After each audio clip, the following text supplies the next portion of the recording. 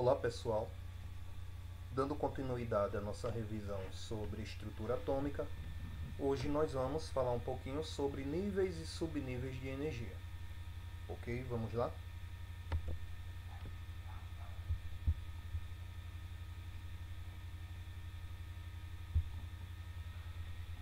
Antes de entrar no conteúdo propriamente dito, nós precisamos relembrar um pouco o modelo de Niels Bohr. Niels Bohr foi um dos cientistas que se dedicou ao estudo do átomo, e em especial, ele se dedicou ao estudo dos elétrons.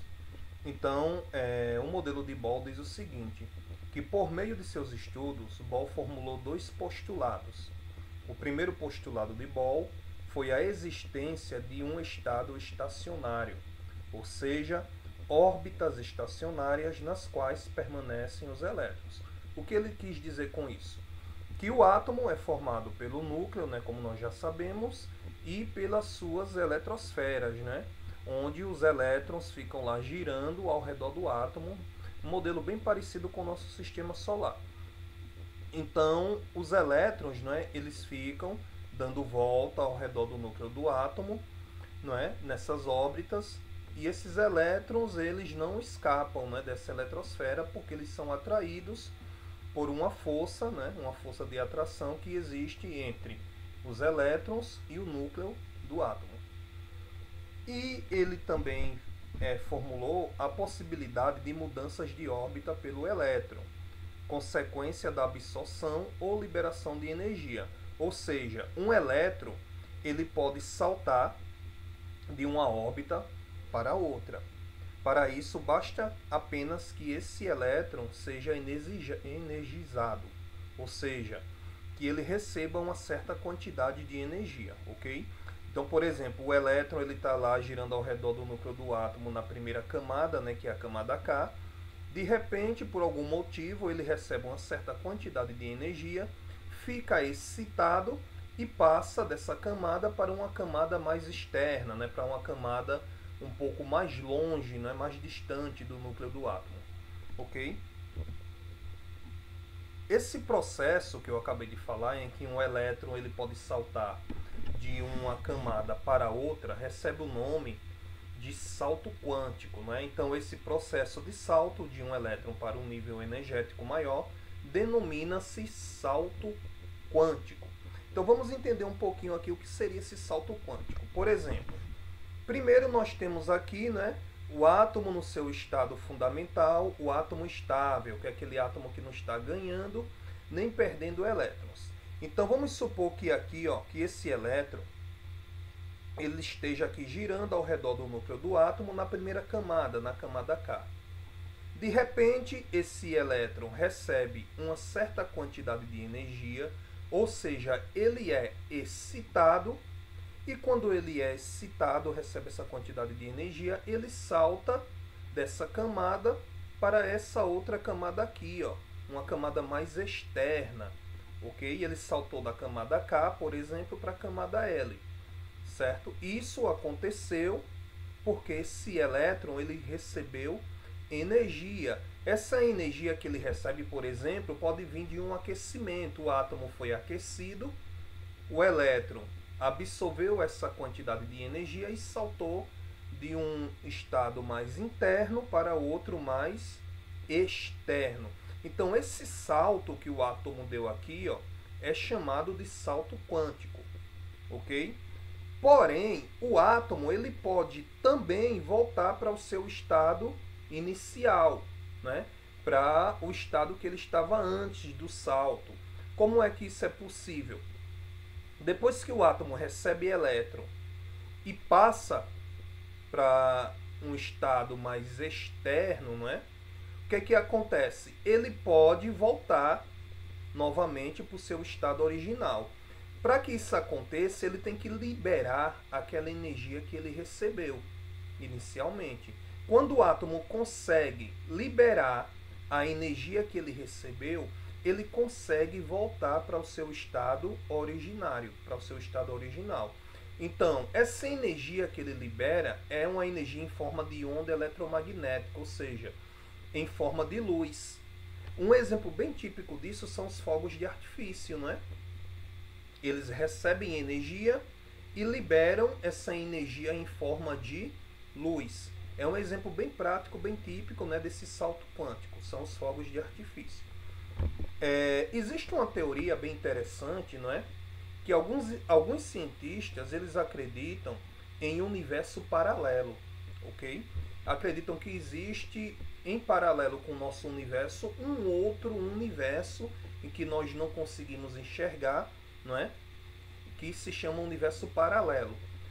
Nós vimos muito isso em filmes de ficção científica, em filmes de super-herói, não é?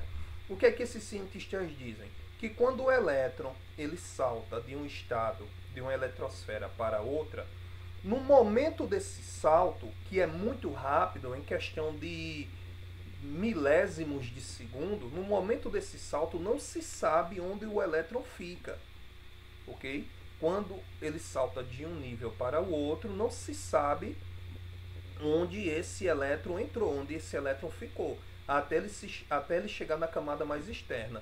Então, alguns cientistas acreditam que no momento do salto quântico, o elétron ele entra em um universo paralelo ao nosso, ok? É uma teoria bem interessante. Quem se interessar por isso aí, depois vai lá no Google, dá uma pesquisada sobre salto quântico e universo paralelo, não é? Que você vai conseguir obter mais informações sobre isso. Então, no momento do salto, até que o elétron chegue num outro nível, não é? Numa outra eletrosfera, ele entra em um universo paralelo, né? Não se sabe como é apenas uma teoria, mas alguns cientistas acreditam sim que realmente esse universo paralelo ele existe. Pessoal, vamos falar um pouquinho agora sobre a distribuição eletrônica propriamente dita, ok? Nós sabemos que os elétrons de um átomo eles podem ser distribuídos em nível de energia e também em subnível de energia. Como vocês já conhecem, já viram lá no primeiro ano, então nós vamos só apenas dar uma revisada, né? Então, primeiro vamos revisar os níveis de energia, que são aquelas 7 camadas representadas pela letra K, L, M, N, O, P e Q. Se vocês observarem aqui, nós temos 7 camadas que coincidem, né, com as 7 camadas da tabela periódica, certo? Que são aquelas camadas que nós temos na horizontal. Se você observar a tabela periódica, ela tem 7 camadas horizontais, que são justamente essas camadas aqui, ó. E cada camada dessa, ela tem uma quantidade máxima de elétron que pode receber, ok? Por exemplo, a camada K, ela suporta até 2 elétrons, certo? E muita gente se confunde porque acha assim, a camada K ela tem que ter 2 elétrons. Não. Ela suporta no máximo 2 elétrons. Ela pode ter menos de 2. Só não pode ter mais de 2 elétrons. Camada L suporta até 8 elétrons, não é? Você pode colocar de 1 a 8 elétrons na camada L. A camada M, que é a terceira camada, até 18 elétrons. A camada N até 32 elétrons. A camada O também até 32 elétrons, a camada P até 18 elétrons e a camada Q suporta até 2 elétrons. Pessoal, isso aqui não tem como fugir, viu? Tem que aprender, não é? Tem que decorar. É uma das poucas coisas da química que realmente você tem que decorar quantos elétrons cada camada dessa aqui suporta no máximo, ok? Não tem como fugir disso daí. E agora vamos falar um pouquinho sobre os subníveis, né? Além dos níveis que nós já conhecemos, que é a camada K, L, M, N, O, P e Q, existem também os subníveis, né? Esses níveis possuem compartimentos, chamados de subníveis, que também têm uma capacidade máxima de elétrons. Então, os níveis são 7 e os subníveis são 4. Quais são esses subníveis? O S, subnível S, subnível P, subnível D e subnível F. E cada um desses subníveis também suporta um número máximo de elétrons. Por exemplo, o subnível S suporta 2 elétrons, o subnível P suporta 6 elétrons, o subnível D suporta até 10 elétrons e o subnível F suporta até 14 elétrons. Então, lembrados lá aquele diagramazinho que nós usamos, né, para fazer essa substituição em subnível, o diagrama de Linus-Pauling, né, conhecido como diagrama de Pauling. Quando você vai fazer a distribuição do elétron, né, 1s2, 2s2, 2p6 e assim sucessivamente, ok? Nós vamos falar um pouquinho sobre isso agora, sobre o diagrama de Pauling. Realizar a distribuição eletrônica tornou-se mais simples com a elaboração de um diagrama, chamado diagrama de Linus-Pauling, e também conhecido como princípio de Alfvébel, ok? Ele pode receber esses dois nomes. Então, isso aqui, ó, como vocês já conhecem, né, estamos apenas revisando, é o diagrama de Pauling, quando você precisa fazer a distribuição em subnível de energia. Observe que aqui ele está bem completinho. Ó. Nós temos aqui os níveis, ó, primeira camada K, segunda camada L, terceira camada M, a quarta N, a quinta O, a P e a camada Q, ok? E aqui, ó, tem quantos elétrons cada um dessa camada pode receber, né? A camada K suporta até 2 elétrons, a camada O até 32, a camada Q até 2 elétrons. E nós temos também aqui os subníveis de energia, ó, S, P, D e F, né? O subnível S suporta até 2 elétrons, ó. Subnível P até 6, subnível D até 10 e o subnível F até 14. Lembrando, revisando que quando nós vamos fazer a distribuição em subnível de energia, nós temos que lembrar lá do zigue-zague, né? Por isso que tem as setinhas aqui indicando, ó. Então nós começamos a distribuir, né, primeiro subnível, subnível 1S. Então quando você vai distribuir fica 1S2, né? Ficou expoente 2 aqui em cima do S, ó. Aí quando chega aqui no finalzinho da seta, você volta para o início da próxima, ó. 2S2, 2P6, 3S2, 3P6, 4S2 e assim sucessivamente, até completar o número de elétrons, né, que o elemento químico tem. Lembrando que você está distribuindo elétrons. Quando nós trabalhamos com nível e subnível, né, o que nós distribuímos lá do átomo são os seus elétrons. Lembrando outra coisa, né, que o átomo ele pode tanto ganhar elétrons, como também pode perder elétrons, ok? Nesse caso, nós estamos falando de íons, né? Quando o átomo perde elétrons, ele fica carregado positivamente. Então, nós dizemos, né, que formou um íon cátion. Quando o átomo ganha elétrons, ele fica carregado negativamente, formou íons ânions. Ok? Lembrem lá das aulas anteriores que nós tivemos. Aí aqui, pessoal, eu coloquei alguns exemplos, ó, de distribuição eletrônica. Por exemplo, o hélio, né? O número atômico dele é 2, então ele tem 2 elétrons. Então como é que fica a distribuição dele? Ó, 1s2. Esse 2 aqui, pessoal, ele deveria estar aqui elevado em cima do S, ok? Só que um errozinho de digitação, não consegui colocar, mas dá para entender. Então, ó, 1s2 já distribuiu, ó, 2 elétrons e 2 elétrons. O cloro tem 17 elétrons. Como fica a sua distribuição? Ó? 1s2, 2s2, 2p6, 3s2 e 3p5.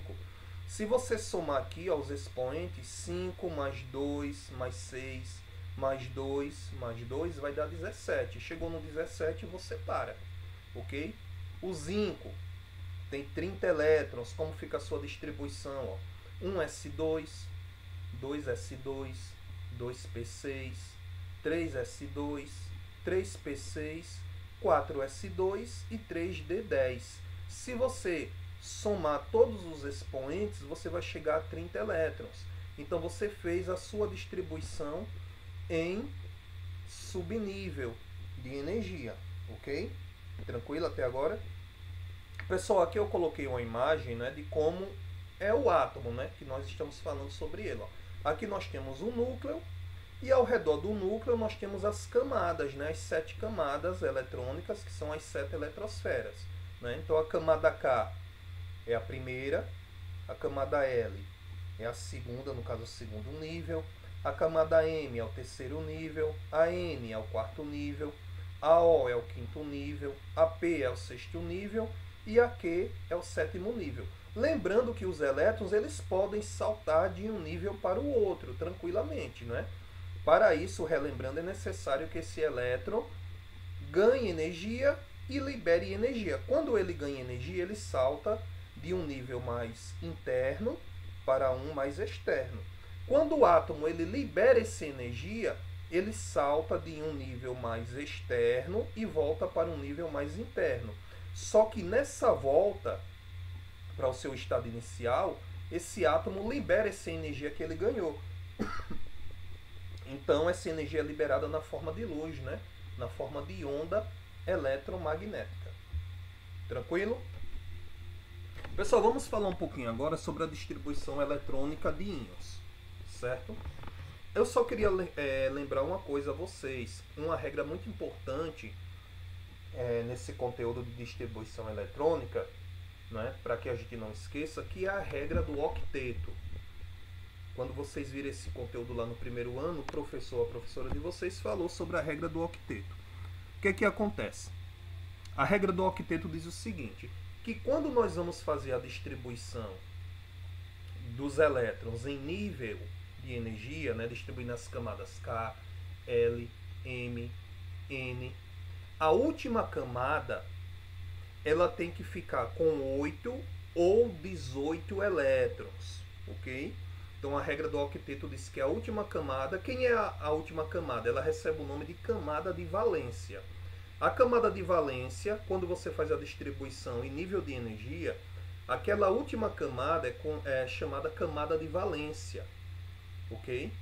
E essa camada de valência, para que o átomo fique estável, para que ele imite a estabilidade dos gases nobres, não é?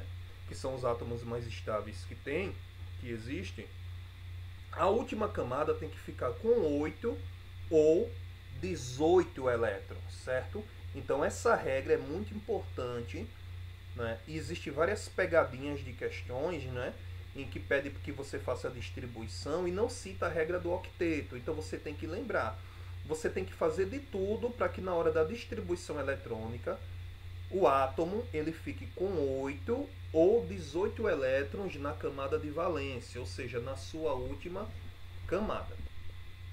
Aí vamos falar agora um pouquinho sobre a distribuição eletrônica de íons.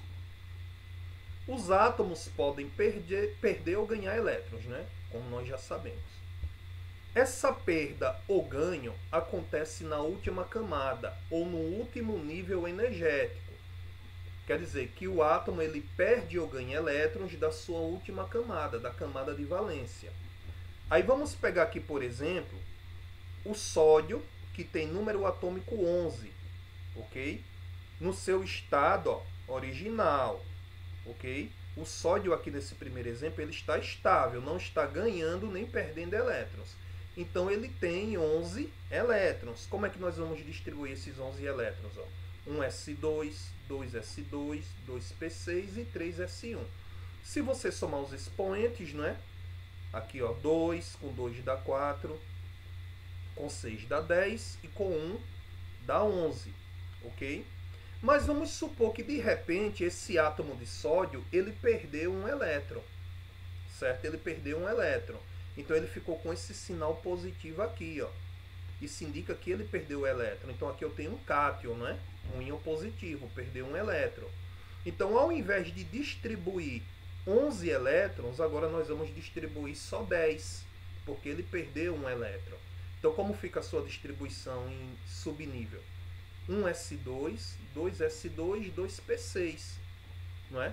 Se você somar 2 com 2 dá 4, com 6 dá 10, ok? Tem que prestar bastante atenção nisso daí. Antes de fazer a distribuição, você tem que verificar se o átomo está estável ou se ele está perdendo ou ganhando elétrons. Sobre o que eu falei sobre a regra do octeto, pessoal, é interessante. Ó.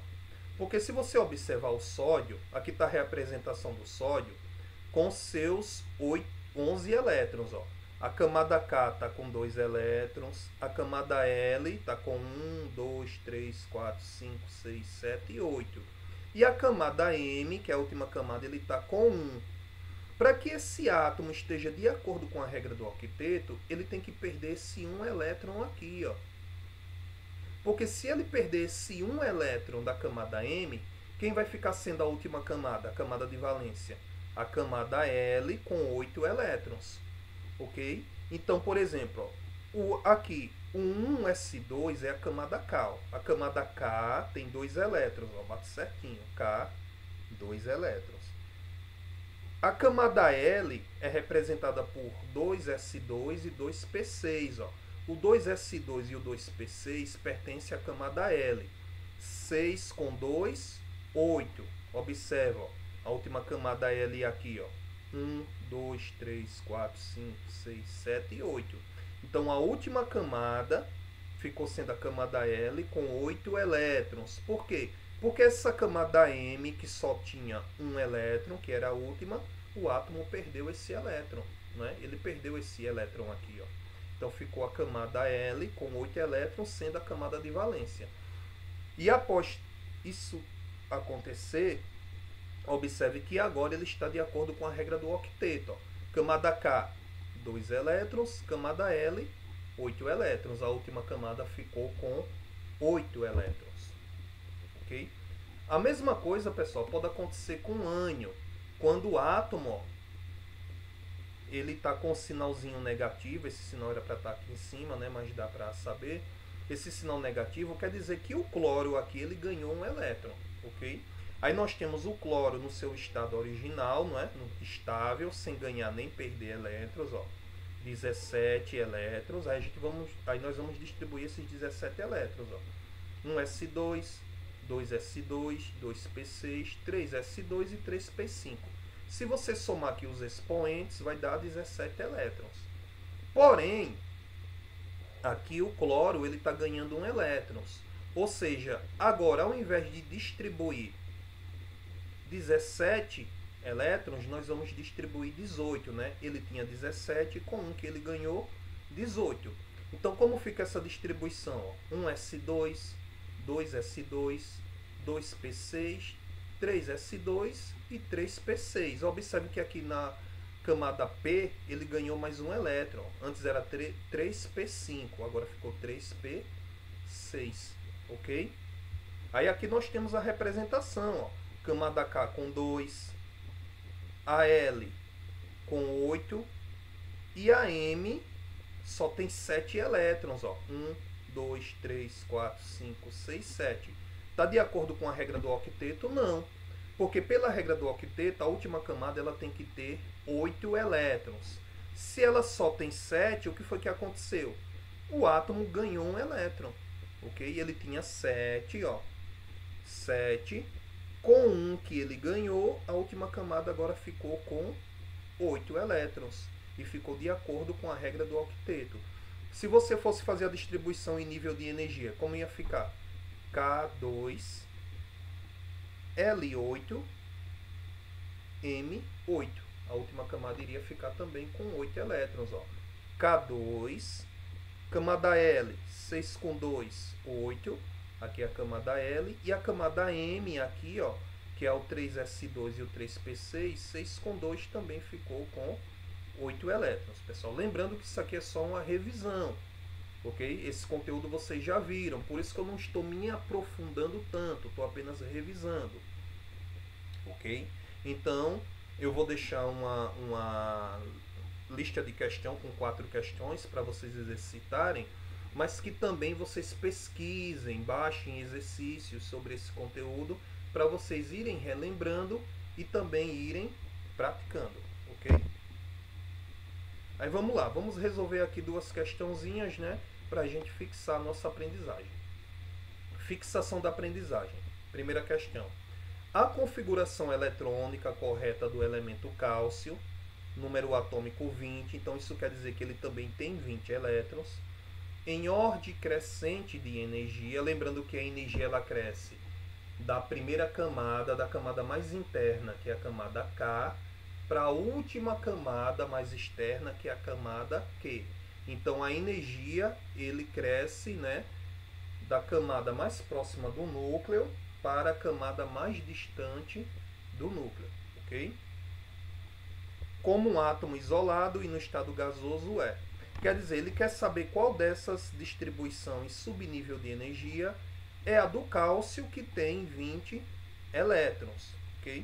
Pessoal, seria interessante que nesse tipo de questão, antes de fazer a distribuição em subnível, você fizesse primeiro em nível de energia, porque aí não corre o risco de você se atrapalhar e errar a questão. Então vamos lá, vamos comentar um pouquinho essa questão. Olha só, eu já sei que esse átomo ele tem 20 elétrons, certo? Aí eu fiz primeiro a distribuição em nível de energia. Eu fiz ela sem seguir a regra do octeto, que é essa aqui que está em vermelho, e fiz ela da forma correta, seguindo a regra do octeto. Tenham cuidado, porque muita gente vai fazer dessa forma aqui, ó, da forma errada, e vai terminar perdendo a questão. Ó. São 20 elétrons, camada K, 2, L8, M10.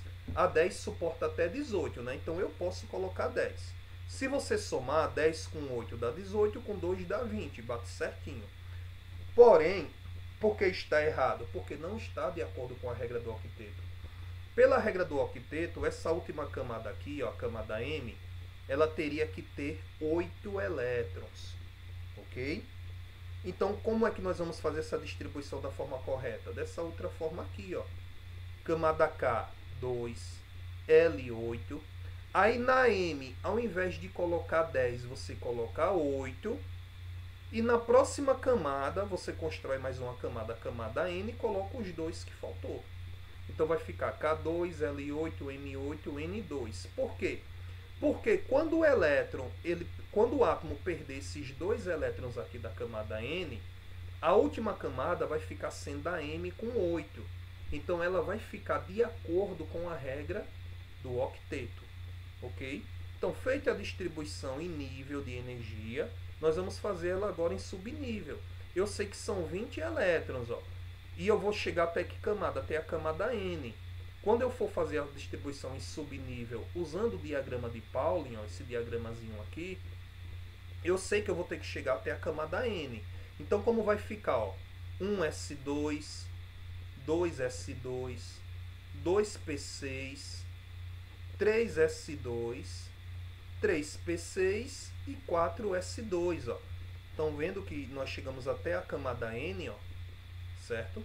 Porque pela distribuição em nível, eu cheguei até a camada N. Então, quando eu distribuir em subnível, eu também vou ter que chegar até a camada N. E se você somar os expoentes, ó, 2 com 2 com 6, com 2 com 6 e com 2, somando tudo, vai dar 20, vai bater certinho, 20 elétrons. Então, a distribuição em subnível de energia vai ficar dessa forma. 1s2, 2s2, 2p6, 3s2, 3p6 e 4s2, né?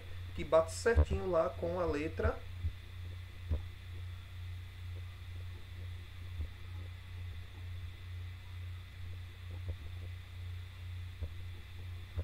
A. Ó. Então a resposta correta aqui seria a letra A, não é? 1s2, 2s2, 2p6, 3s2, 3p6 e 4s2. Pessoal, não tem bicho de 7 cabeças nenhum.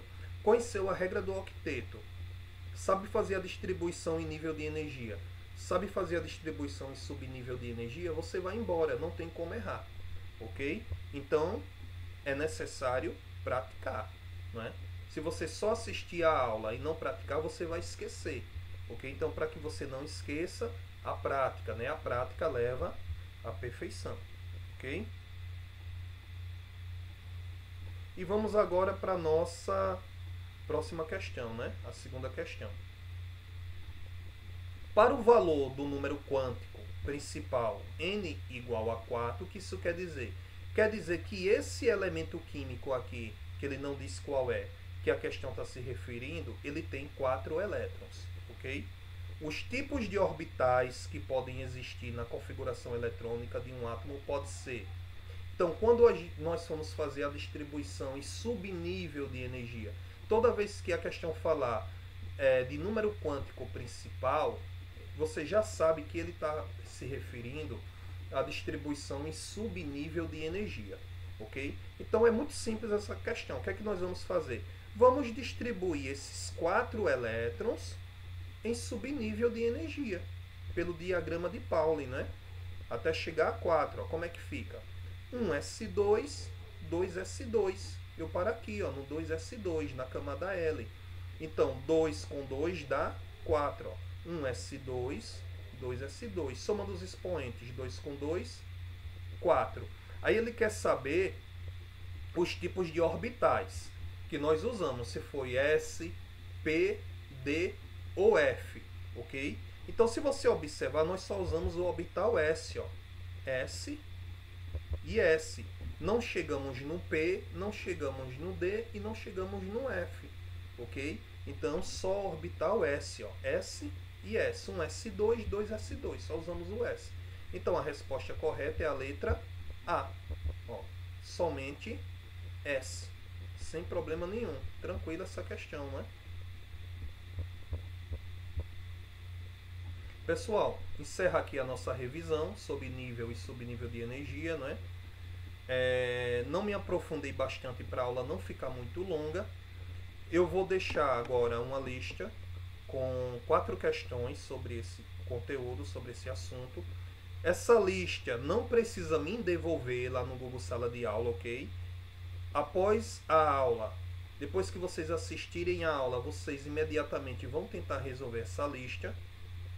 Dúvidas lá no horário da aula, vocês entram em contato comigo e se tiver alguma dúvida a gente tira, ok? Mas exercitem, pratiquem. A prática leva à perfeição. Então essa lista não é para vocês me devolverem, ok? É só para ficar com vocês, para vocês fazerem exercício, para vocês exercitarem, certo? Uma boa aula, estudem, corram atrás, né? As coisas não são fáceis, né? Não estamos vivendo um momento tão fácil, né? Um momento um pouco complicado, mas os estudos não podem parar, ok?